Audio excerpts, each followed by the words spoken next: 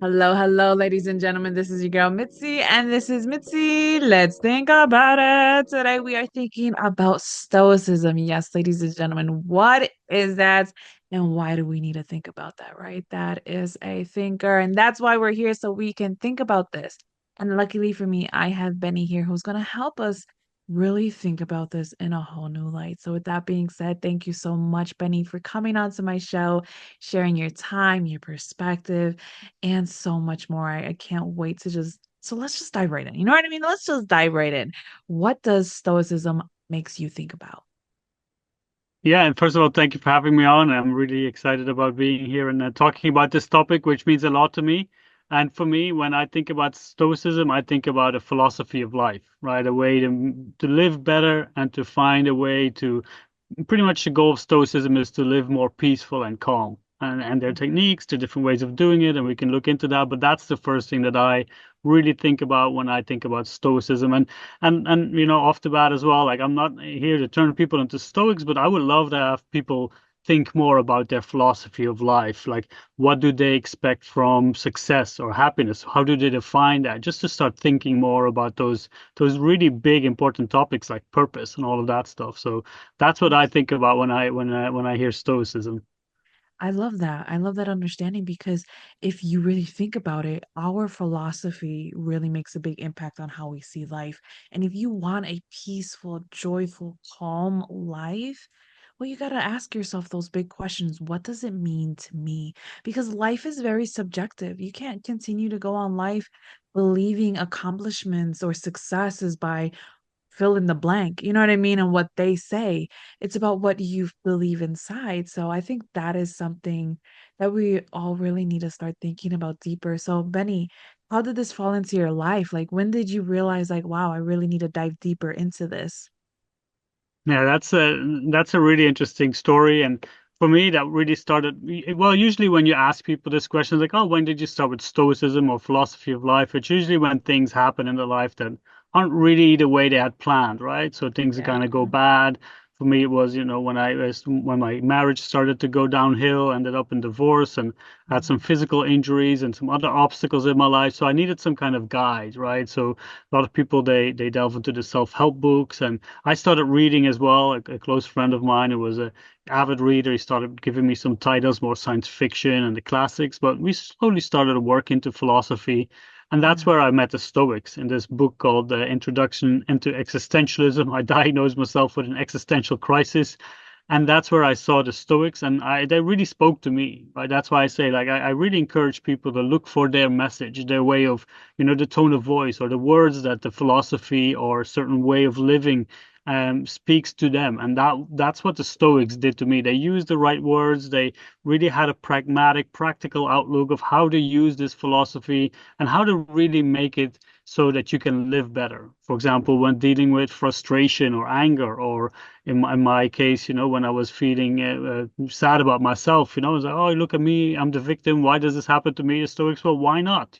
This happens to so many people, and you have a choice of how to deal with it. So those were the kind of I always call it the verbal slap in the face that I needed, and to really start thinking about what did I want to do. Because usually after a loss like that, when you go through a divorce, you have to really realign or rethink the future, right? So that's what really happened to me. And I started to really look at the concepts, at the way that I wanted to shape my life and how, to use the values and principles that I think are important. Yeah, I think that is so valid because once we start to reflect on that and have that reality check, like you said, like a slap in the face, like we have to get to that point, you know what I mean, where we have to have that self-awareness and have that accountability that your actions matter and it affects your life. You know what I mean? Like one thing I heard before was somebody says you won't make changes unless you're so frustrated or you're just completely done with the way that your life is. You have to have anger, you have to have hate, you have to have some type of passion that makes you cut off what you no longer want in your life anymore. And sometimes it has to go to that extremes for some people. And I liked how you said as well, like you went through everything that you went through, but you were still in this stagnant mindset, you know what I mean? And your friends gave you little by little books to start getting you into that idea of philosophy, by starting by nonfiction and then working your way through to actual fiction.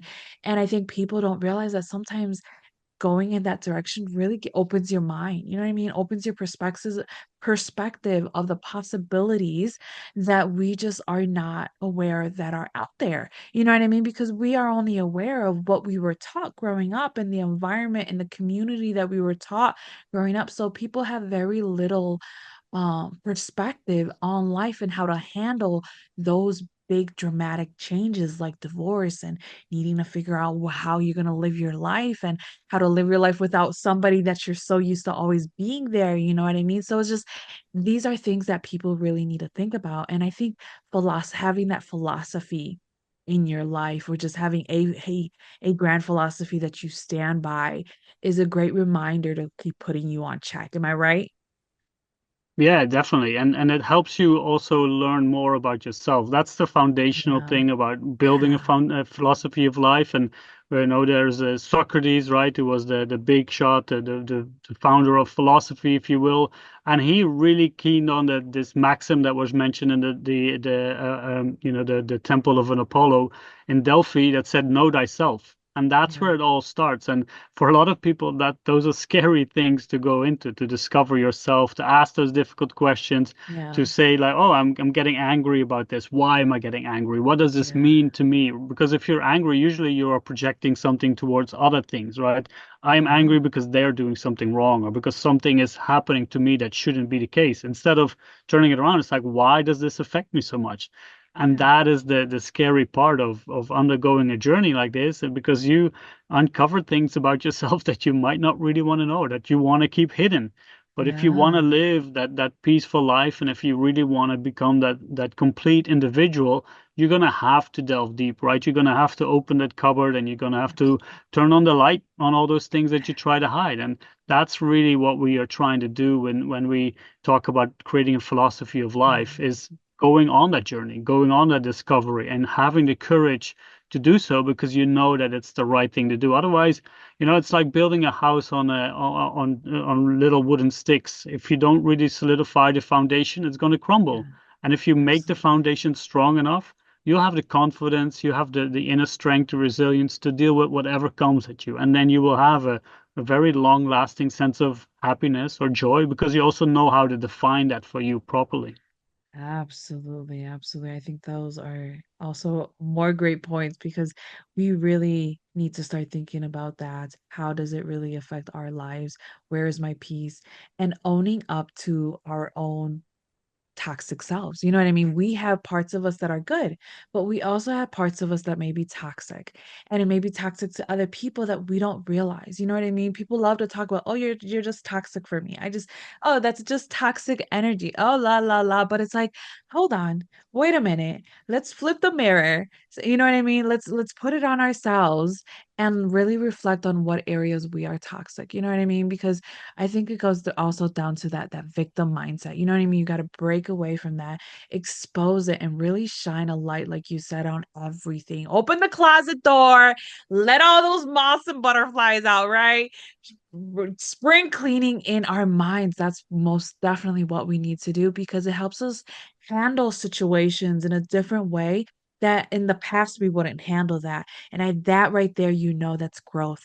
That right there, that philosophy, that inner peace, that's um the words that you choose to believe are true that are true to you now are going to make a tremendous effect in your life where people are going to be like, something's different with Benny. What's going on with him? What is he doing? Is he drinking less coffee? What's happening? You know what I mean? Like they think it's on the simple terms, but when you go deeper within yourself and start going through, you realize one, you're not as damaged, and two, a lot of people have similar problems, and three, you just need to cope with it differently. You know what I mean? Like everybody has problems, traumas, it's bound for us all. But it's like how you respond to that, how you receive it, how you embrace it really makes a big difference in our lives. So I'm curious, like, what is your medicine? Like, how do you get Benny back to himself and find your peace again? What is your medicine?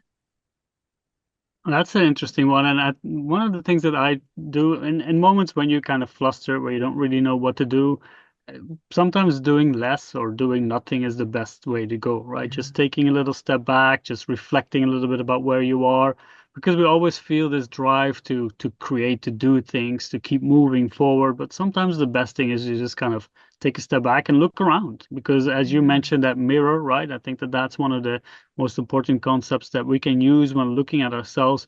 But the world and everybody around us is that mirror. So if we are frustrated with Yeah. ourselves, which I often get as well, although less, less and less, that's really nice way of, a nice result of what happened when I started applying this.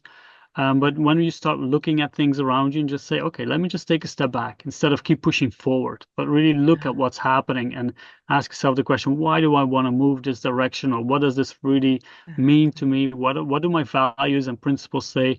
And then we have the Stoics, they really lean on virtue, which is wisdom, justice, courage, and temperance, well, four of the cardinal virtues, right? So then Yeah. you can start to use those and let them guide you in those moments. What is the wise Yeah. thing to do? Is it just, or maybe I need to show some courage to go through this, and maybe I need to Yeah. temper it down and live a little bit more moderate.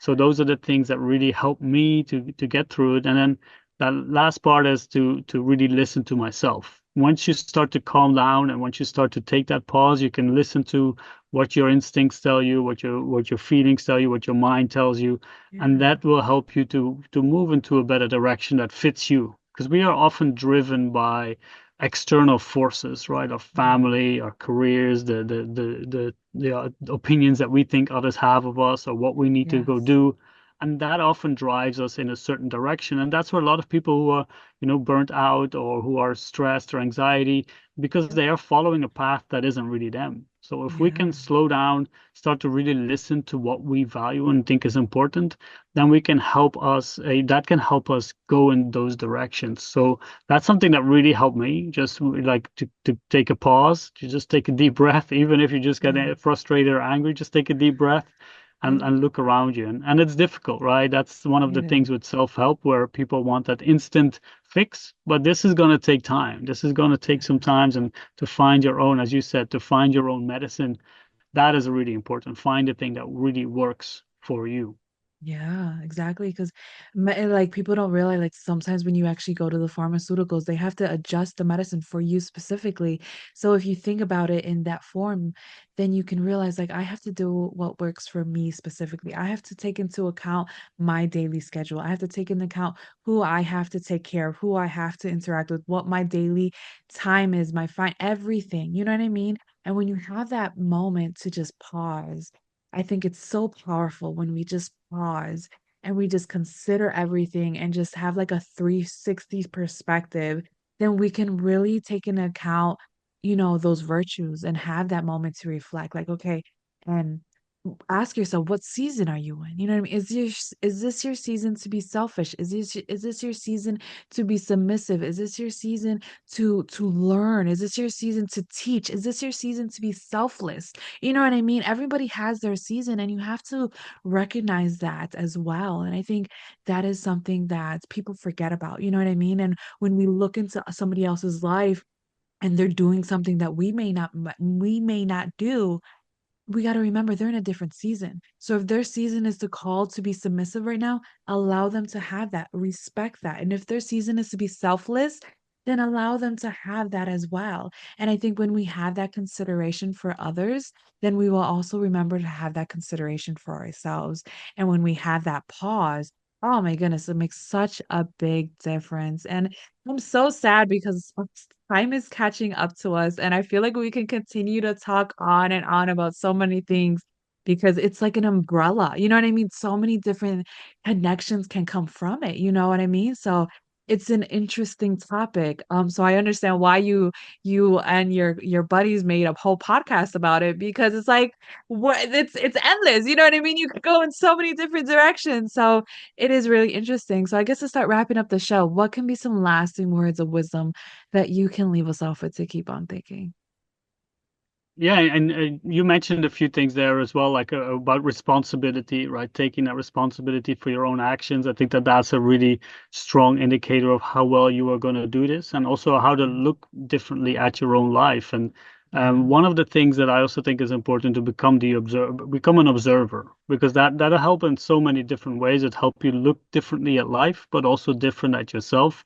It'll give you that kind of distance between what's happening and how you feel and think about it, and then make sure that you then react in the best way possible. Instead of out of those emotions and feelings, you can observe them, you can analyze them, and you can make sure that you not necessarily move out of them, or not, yeah, not necessarily act out of them, but just make sure that you use the Stoics say reason and logic to act out of it. And those are the things that can really help us along in our quest to find more peace and calm, because that's at the end of the day, if you ask a lot of people, and I love to travel. I'm currently in Spain in a camper van, as you can see, and living a kind of a minimalistic lifestyle, which is suits me. But once you start to travel, you see that people all over the world really want the same thing. They want peace, they want safety, they want to have a good life for the people around them, and that doesn't require a lot. You don't really need a lot, at least not as much as we think that we need.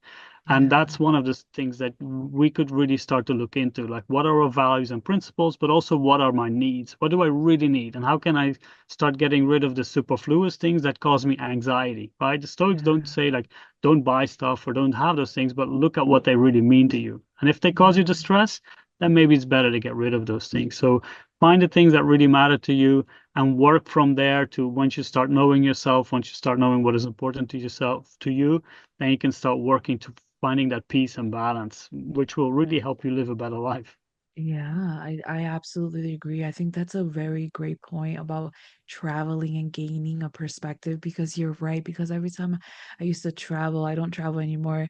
That's not my season right now, but before when I used to travel a lot, that was one thing I loved is just gaining a new perspective because you would see that no matter where you go all around the world, no matter where you go, they all want love, good food, and safety. You know what I mean? And when you have safety and good food and love, goodness gracious, that right there at that moment, it's like nothing else really matters. Nothing else really matters. You know what I mean? And I think people forget about that.